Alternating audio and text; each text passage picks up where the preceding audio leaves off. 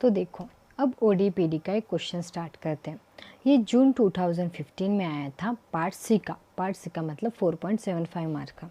यहाँ पे 4 ऑप्शन भी सही हो सकते, एक भी सही हो सकता है या 2 भी सही हो सकते हैं। ठीक है, तो देखो, the critical point of the system dx/dt is equal to -4x - y, dy/dt is equal to x - 2y is an first option is the asymptotically stable mode, second option unstable mode, third option asymptotically stable spiral and fourth option is the unstable spiral। अब आप लोग बोलेंगे madam ये क्या है, asymptotically stable, unstable, asymptotically stable, spiral. तो देखो, सबसे पहले इस क्वेश्चन को सॉल्व करने के लिए आपको एक कंसेप्ट पता होना ज़रूरी है। ठीक है, तो ये कंसेप्ट मैं अब यहाँ पे आपको बताने वाली हूँ।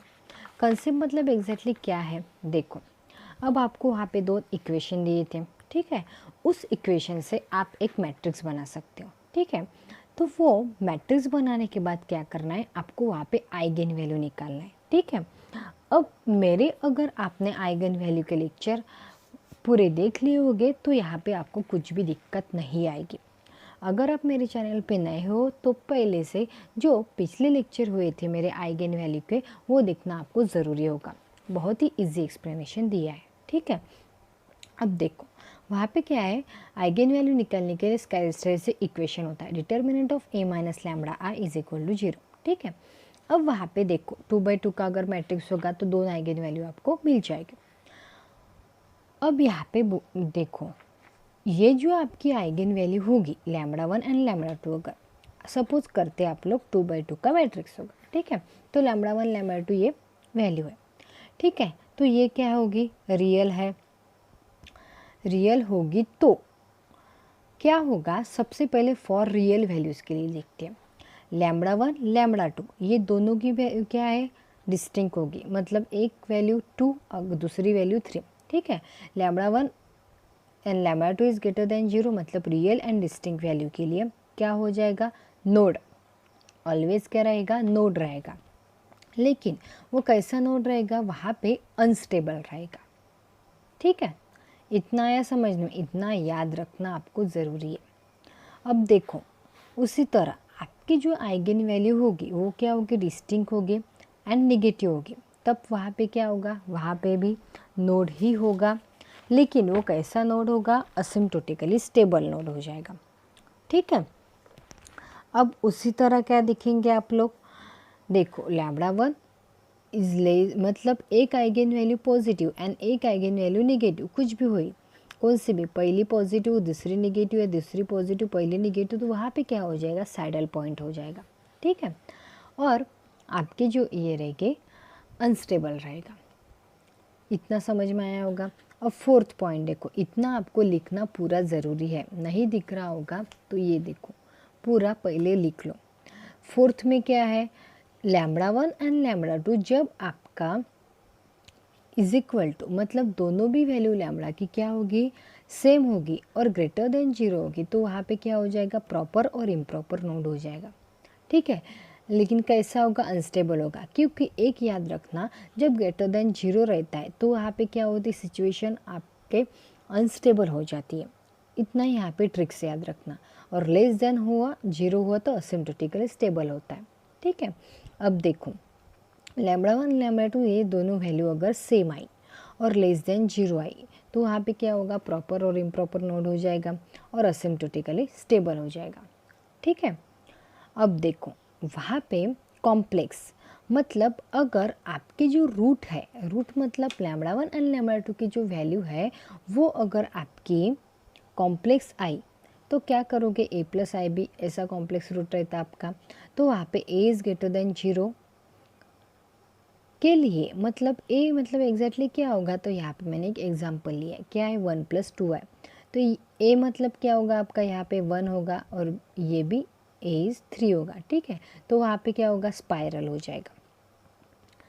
और यहाँ पे जो ये रहेगा आपका वो क्या होगा, अनस्टेबल रहेगा। अब उसी तरह a इज़ लेस देन 0 के लिए क्या है, -1 ± i √3 और फिर से -6 ± √4i, ये जो बी है वो कुछ भी रहा तो चलता, लेकिन आपका जो ए है, ए की वैल्यू पे डिपेंड रहेगा। ए इज़ ग्रेटर देन 0 है तो स्पाइरल और अनस्टेबल, ग्रेटर देन 0 के लिए हमेशा अनस्टेबल याद रखना और लेस देन 0 के असिम्प्टोटिकली स्टेबल, बस इतना ही आपको याद रखना है। और ए इज़ इक्वल टू 0 मतलब वहाँ पे क्या हो जाएगा, सेंटर हो जाएगा और आपका नोट जो होगा स्टेबल हो जाएगा। ठीक है, इतना पूरा समझ में आया। अब देखो यहाँ पे आपको क्वेश्चन सॉल्व करना है। कौन सा क्वेश्चन, जो मैंने यहाँ पे गिवन दिया था। अब देखो क्या था आपका क्वेश्चन, ये पूछा था ये जो दो इक्वेशन है इसका क्या करोगे, सबसे पहले आपको इसका मैट्रिक्स बनाना होगा, उसको नाम क्या दिया, ए। ठीक है, अब यहाँ पे ध्यान में रखना ये क्या होगा, एक्स होगा आपका, ये क्या होगा, वाई होगा। ठीक है, मतलब x का जो कोएफिशिएंट होगा वो यहाँ पे पुटअप करोगे और y का जो कोएफिशिएंट होगा वो यहाँ पे पुटअप करोगे। ठीक है, अब इसी तरह देखो x का कोएफिशिएंट 1 है, y का कोएफिशिएंट -2 है, इतना लिख लिया।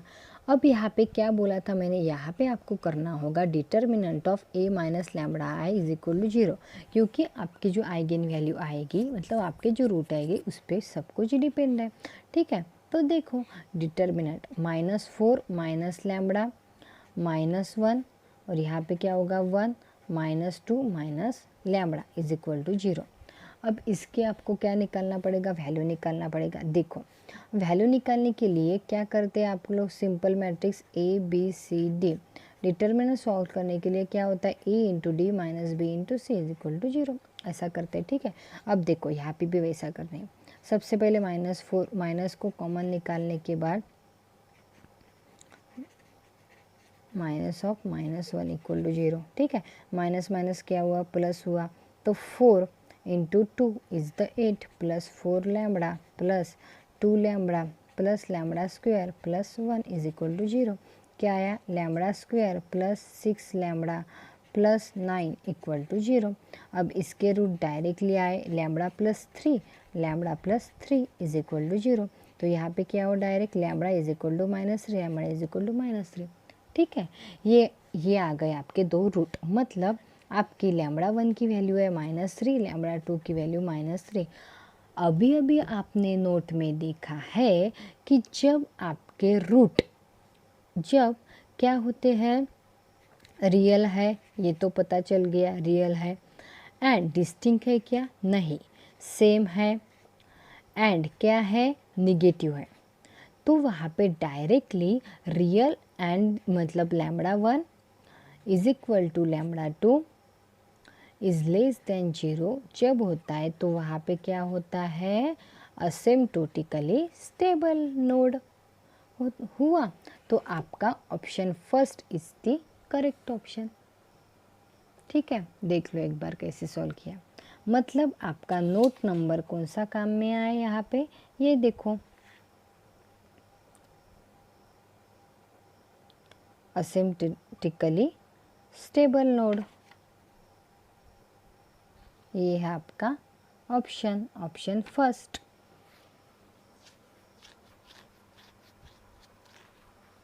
ठीक है, thank you for watching this.